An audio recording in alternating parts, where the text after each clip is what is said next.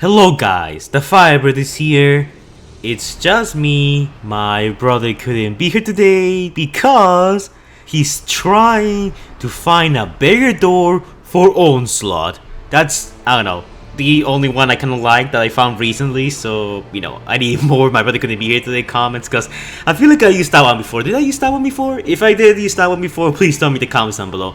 Sometimes all of these my brother couldn't be here today excuses kind of just, blend in with each other. But anyways, so this is not the Fall of Cybertron video that I said I was gonna do.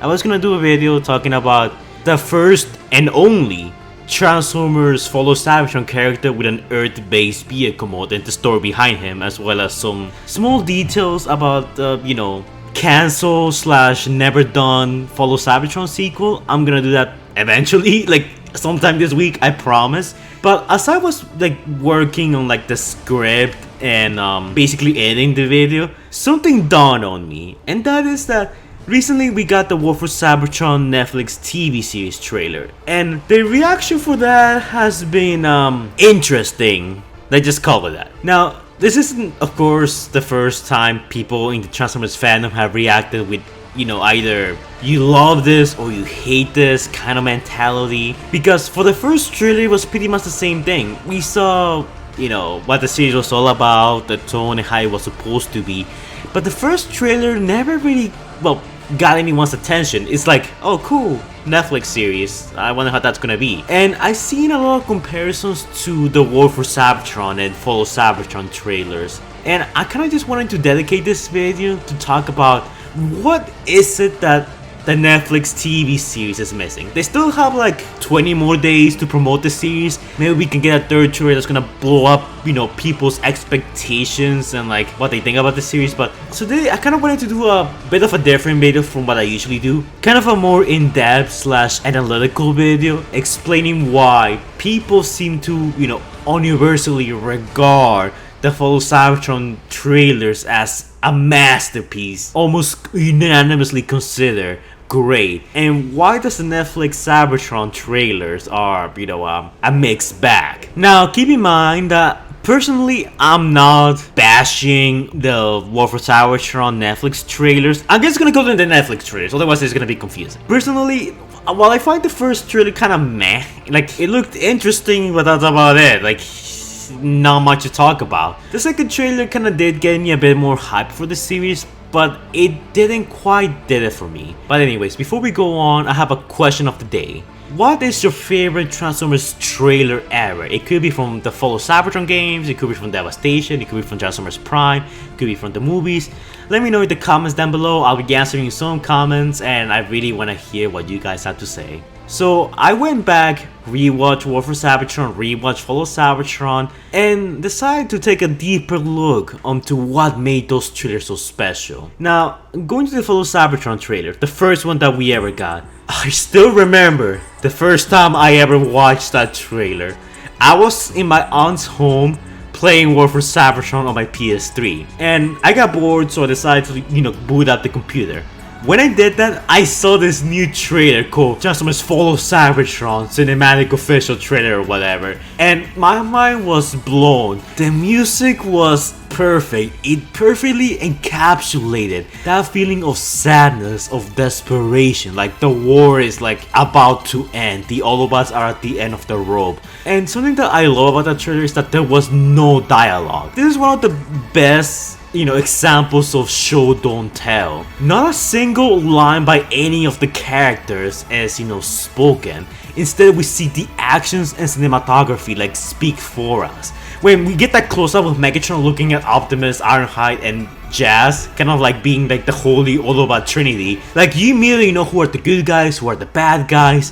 When Bruticus shows up and Grimlock show up, it's a really hype moment because Bruticus just, immediately with the Combaticons coming in, you're like, oh my god, we're actually getting Bruticus. And when Grimlock shows up, he comes dramatically off the smoke and then transforms into his dinosaur mode, and the fire, it just, perfect way to end the trailer. It set up the tone pretty well, the action was spectacular, the cinematography let us know everything that we needed to know, and the big selling points of the game being Bruticus, and the Dinobots were teased and like shown, you know, perfectly. Now, take all of that and dial up by 11 with the Fall of Cybertron second trailer. So you can guess how my younger self reacted after seeing the second trailer, which in my opinion is so much better than the second one. We start with the fire and we see that the Autobots are basically like on their last legs. We see some Autobots who are basically fighting with just their legs, some are out of ammo, they're like up close and personal. Like immediately you get the feeling that resources are running low, this is like the end times. We see the Dinobots fight Bruticus, and the trailer keeps this perfect apocalyptic tone to the whole fight that's going on here. We see Jetfire die, and that's kind of false marketing because that never happened, but we're not gonna talk about that right now.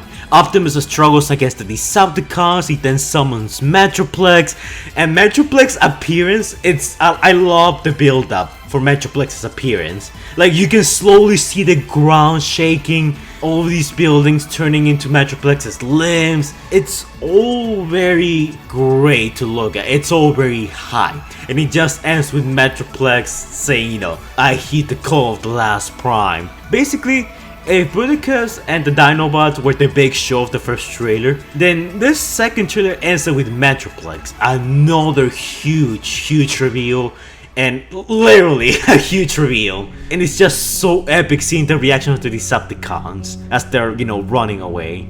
And again, this is another, you know, show don't tell kind of trailer. We barely hear any dialogue. What makes the Netflix War For Cybertron trailer so different? The tone for the most part is pretty much the same, if not a bit more somber.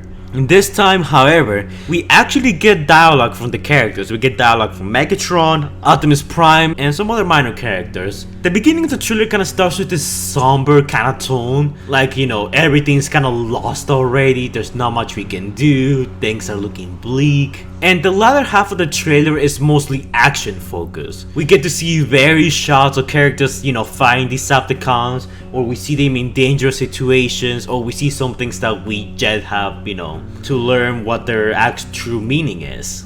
And I think this is a nice detail that I feel like a lot of people didn't notice, but there's some Fall of Cybertron-esque music occurring in the trailer. You know, the whole Fall of Cybertron main menu theme, it's not the same OST, you know, don't get that confused. It's similar, and I think that was also done on purpose because this is literally a TV show version of the story that Fall of Cybertron was trying to tell. The final days of the war, the Autobots trying to leave, them being on the hunt by the Decepticons. It's basically the same story. So what's missing? Like, what does this trailer do that makes people not like it or dislike it in comparison to like the first Fall of Cybertron trailer or the second one that had Metroplex? Maybe it's because I look in certain locations like the TFW 2005 website where people seem to be a bit more vocal about the series, saying that it looks bad and stuff like that. But when I look into Netflix trailer comments, most people seem either eager to watch or just moderately optimistic. Hey, even just some guy with a mustache is here. Cool. But even if that's the case, that, you know, it's just a core hardcore fandom that's really pissed at this because it's not like Transformers Prime or maybe the Fall of Cybertron trailers, I still do feel like they have a point. Much like the Transformers Battlegrounds trailer that we got recently, that trailer left a lot of people with like a bad impression of the game. Like, this could be a trailer and the story, you know, could be like a masterpiece for all we know. The trailer is our first glance and it should, you know, catch our attention and make us wanna be interested in the series. The problem with the Netflix trailer is that when it comes to the cinematography, I think it's alright. It doesn't have those, you know, dramatic character appearances or like really epic action scenes. Whenever we see action, it's very, you know, sparingly. And that also kind of reminds me a bit of the Michael Bay movie launch trailers. If you put this trailer right next to most of the Michael Bay Transformers movies launch trailers, you see a lot of similarities. You know, there's different action scenes that are cut up together. There's at least one or two, you know, quiet / slow moments that look like the movie's gonna be a whole lot deeper than it actually is. And this reminds me a lot of the Last Night trailers, because in the Last Night we had that, you know, initial bit with Merlin and the Knights, and it looked like this is gonna be a pretty, you know, story-driven movie, but it turned out to be not the case. It's possible that, subconsciously you might also be comparing this to the Michael Bay trailers.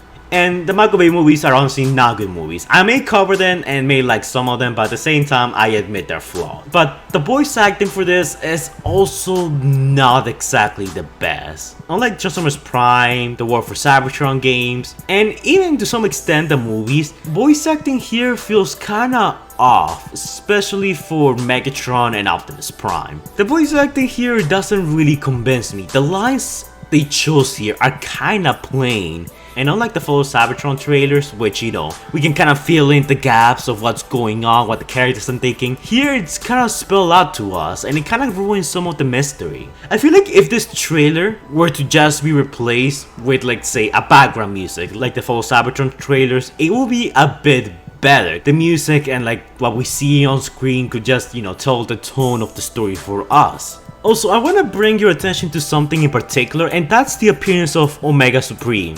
When Omega Supreme appeared for the first time, and Sam was like, oh my god, that's Omega Supreme, that's super cool. But it doesn't have quite the same impact as, let's say, Grimlock's appearance does, or Metroplex's appearance does in the Fall of Cybertron trailers. Like, when Bruticus appears for the first time, it's sudden, much like Omega Supreme's appearance. But the thing is that with Bruticus, like, you can feel power. There's actually a bit of slow-mo going on, so when this guy appears, it's just a big deal. But when Omega Supreme appears here, it's like, oh, that's Omega Supreme's arms, that's cool. You're more surprised about the fact that, it's a character that you remember, like Omega Supreme. I also feel like the tone here is a bit more mixed than the Fall of Cybertron trailers. For example, we start with Ultra Magnus, he looks so sad. The Autobots are, basically being hunted down, Optimus Prime is doubting himself. And then we instantly cut to like very sparingly action scenes here and there, very fast paced, which, it's an action series, you wanna, showcase your action, but I don't know. The way that we just see all these characters in different scenarios, just engaging in different action scenes, makes it look a bit Michael Bay-ish, unlike the Fall of Cybertron trailers where the action kinda took place continuously for the duration of one whole scene. And here we have multiple scenes stranded together. It's not really fair comparing the Fall of Cybertron trailers to this trailer because, because those are cinematic trailers and this is just a regular trailer. And to that I say, that doesn't really matter. Cinematography, tone, music, character dialogue, performance, that's all that matters to make a trailer great. Even in the non-cinematic Fall of Cybertron trailers like the launch trailer and the, Metroplex hits the call of the last Prime, we get that epic music that tells us that it's gonna be an epic story. And then we see, there's different action scenes of the characters in various situations, and it's a lot of show don't tell. When it comes to the Netflix trailer, I feel that the dialogue especially feels kinda bland. We get Megatron saying some generic, oh, we're gonna destroy the Autobot resistance once and for all. And Optimus is like, oh, everything sucks, this is bad. It's not particularly memorable, like the Fall of Cybertron trailers. In the Netflix trailer, all I can think about the most quotable line will be, the Autobot resistance. When, for Fall of Cybertron, well, the two cinematic trailers don't really have any very memorable lines except for the songs themselves, like, like your whole city lies in us, together we will cross the river, the hands of the many must join as one. Even when you don't count those trailers and you just count the straight up, gameplay trailers, we get memorable lines like, Metroplex heeds the call of the last Prime, or you're weak, Optimus, you run where you should fight, the world is primitive, but rich with raw energy. Or even Cybertron, our home, the homeworld we Autobots strive to protect from the Decepticons, can no longer sustain us. Then there's that dramatic pause, and all that I just mentioned, all those quotes, they just came from my memory. I didn't even have to look at the trailers. That's how epic they were, and that's how I'm able to remember them. Now, for the Netflix trailers, which are newer and are, fresher in my mind, all I can really recall is Autobot resistance. That's the most memorable line that occurs to me. The voice acting again, it could use some work. It feels a bit off, and that's not a slight against the voice actors. Maybe the lines they were given were also not very interesting. The action being very fast-paced doesn't really impact us. For example, in Fall of Cybertron, we get that, you know, extended scene where Dinobots are all ganging up on Bruticus along with Jazz. Imagine if the Netflix trailer tried to recreate the scene for their trailer. They would just put the Dinobots, and as soon as Grimlock is about to, you know, basically shoot fire on Bruticus, like, we just cut to another scene. We don't get time to digest the action or, like, you know, appreciate it. Fall of Cybertron has some good, you know, choreography, like fighting choreography. The moment where Megatron kinda kills Jetfire in the trailer alone is pretty memorable because it's brutal the way he does it.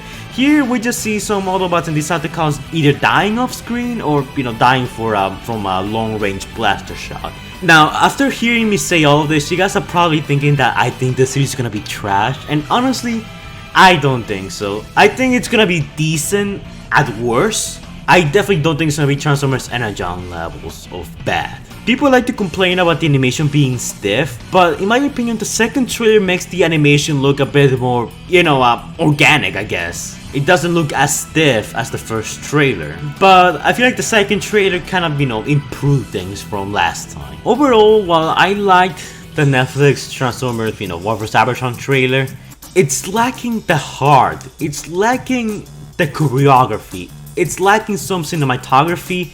I think it's lacking on that epicness that the Fall of Cybertron trailers all had.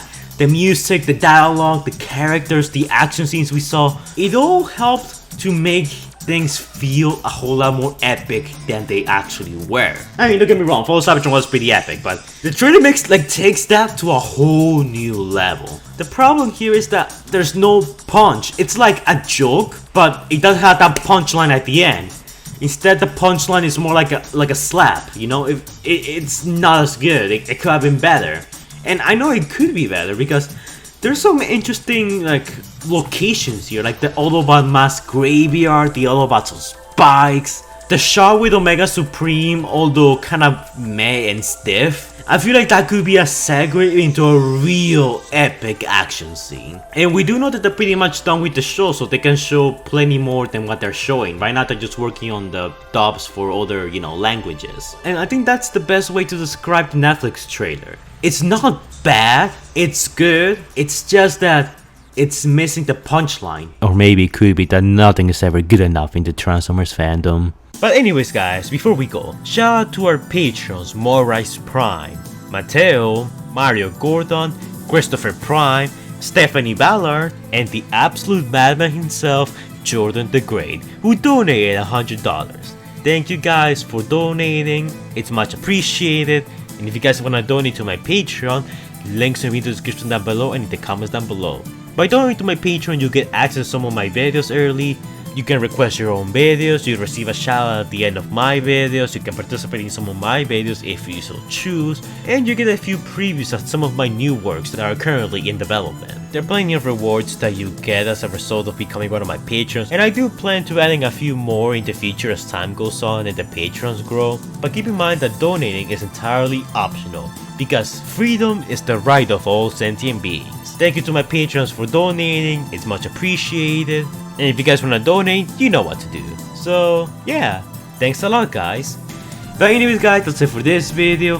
Hopefully you all enjoy. No fan art of the day today because, well, I honestly haven't been receiving a lot of fan art lately. Like, at all. If you guys wanna send me fan art, send it to me through Discord DMs. You can send me a friend request. I accept all friend requests. If you wanna send me, you know, some fan art that you made, just message me directly. You're honestly not bothering me. I'll check it whenever I can and I will add it to my videos eventually. So, you know, if you guys wanna submit anything, Discord's the way to go. So, yeah. After this video, I'm definitely gonna do the Fall of Cybertron on Earth video that I've been teasing forever I'm gonna do. And after that, I'll work on a Soundwave video, which I also said I'm currently working on. Hope you guys enjoyed this video. This is a bit different from what I usually do. This is more analytical than, you know, explain-ish. Because most of my videos, especially for the microwave movies, are usually character missing and I explain that, or how did this happen, or what happened to that character. This is more of a opinionated analysis, so I'm really not sure how this is gonna do. But if you guys enjoy, I might do more videos of this caliber where I kind of explain why something works and why something doesn't work. I'll see, it all depends on you guys. So anyways guys, that's it for this video. Like, comment and subscribe, and I'll see you guys in the next video. Stay safe guys.